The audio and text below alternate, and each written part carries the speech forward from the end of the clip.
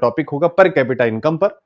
The Hindu business line में एक data point आया हुआ है और ये डेटा पॉइंट बड़ा मजेदार, इसको आप समझिए इसमें किस चीज की चर्चा की गई, जरा ऊपर देखिएगा। भारत की प्रति व्यक्ति आय 2031 तक $5,000 के पार हो जाएगी, ऑब्वियस 5,000 से ज्यादा हो जाएगी 2031 तक। अब आपको अच्छे से पता है जीडीपी ग्रोथ के 4 इंजन होते हैं। जीडीपी ग्रोथ के 4 इंजनों में आप सब रट गए होंगे मेरे प्यारे बच्चों, जो सबसे मजबूत इंजन है वो इंजन कौन सा है? आप कहेंगे सर सबसे जो मजबूत इंजन है वो कंजम्पशन का है। इंडिया की इकोनॉमी में 4 इंजन है, जिसमें से चौथा इंजन तो बिल्कुल बेकार है, क्योंकि हम एक्सपोर्ट कम करते हैं, इंपोर्ट ज्यादा करते हैं, यानी एक्सटर्नल सेक्टर। 3 ही सेक्टर से इंडिया की इकोनॉमी ड्रिवन होती है, जिसमें 2 ही माई बाप है। इकोनॉमी के 93% के आसपास शेयर इनका होता है, 91 से 93% के बीच में, जिसे हम इन्वेस्टमेंट कहते हैं। ग्रॉस फिक्स्ड कैपिटल फॉर्मेशन 33 रुपया और 60 रुपए जीडीपी का में कंजम्पशन का हिस्सा होता है। तो ये उसी कंजम्पशन के साथ जुड़ा हुआ विषय है।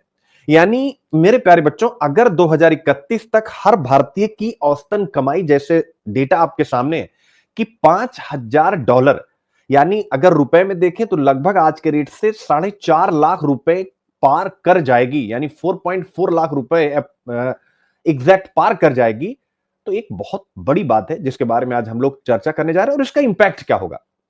यानी भारत अब बचत करने वाला देश। अभी तक क्या होता था कि हम हिंदुस्तानियों की एक बचत, एक सेविंग की प्रवृत्ति होगी, लेकिन जब ज्यादा पैसा होगा तो क्या होगा? तो बचत करने वाला देश अब खर्च करने वाले देश के रूप में बदल रहा है और आगे और तेजी के साथ बदलेगा।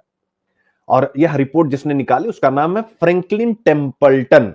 तो फ्रैंकलिन टेम्पल्टन की रिपोर्ट क्या कहती है? वो यही कहती है कि भारत की पर कैपिटा इनकम इतनी तेजी से बढ़ेगी कि भारतीय समाज नेसेसिटी बेस्ड, यानी आज हमें क्या नेसेसिटी, यानी हमें कुछ कॉमन मिनिमम चीजें वो चाहिए।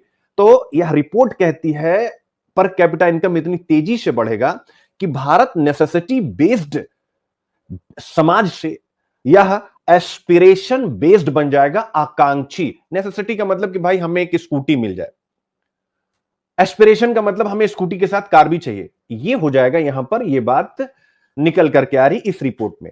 यानी अब जो खर्च किया जाएगा हिंदुस्तानियों के द्वारा, वो सिर्फ जरूरतों पर नहीं खर्च किया जाएगा, बल्कि ब्रांड्स पर खर्चा किया जाएगा, घूमने टहलने यानी एक्सपीरियंस पर, टूरिज्म पर खर्चा किया जाएगा, और लाइफ स्टाइल पर, अच्छे कपड़े, अच्छे गहने, इन सब पर पैसा और खर्चा होगा। 1950 का इसमें जिक्र किया गया है और कहा गया है, यानी ये पूरा डेटा पॉइंट है बच्चों, तो इस डेटा पॉइंट में आप देख सकते हैं 1 2 3। 1950 में जहां सिर्फ 15% खर्च गैर जरूरी चीजों पर, गैर जरूरी मतलब जो रोटी कपड़ा और मकान से अलग होता है, जिससे हम कह सकते हैं कि इंसान के अपने जीवन की लग्जरी। तो 1950 में जहां सिर्फ 15% गैर जरूरी चीजों पर पैसा खर्च होता था, यानी खर्च होने का मतलब क्या? मार्केट से डिमांड। और 2030 तक यह बढ़कर 43% हो जाएगा, यानी 3 गुना।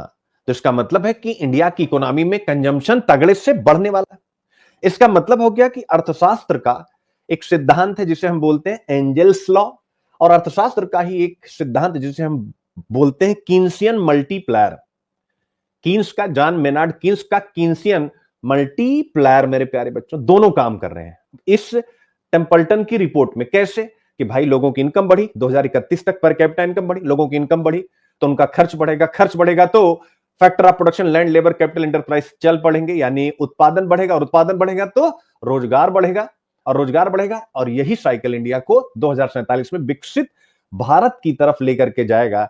यानी भारत अब सेविंग इकोनॉमी नहीं बल्कि स्पेंडिंग इकोनॉमी के नए युग में कदम रख चुका है। यही विशेष रिपोर्ट में डिस्कस किया गया है, जिसे हम पढ़ेंगे जीएस पेपर 1 सोसाइटी देख सकते हैं, GS paper 2 government policy, GS paper 3 economy की निगाह से।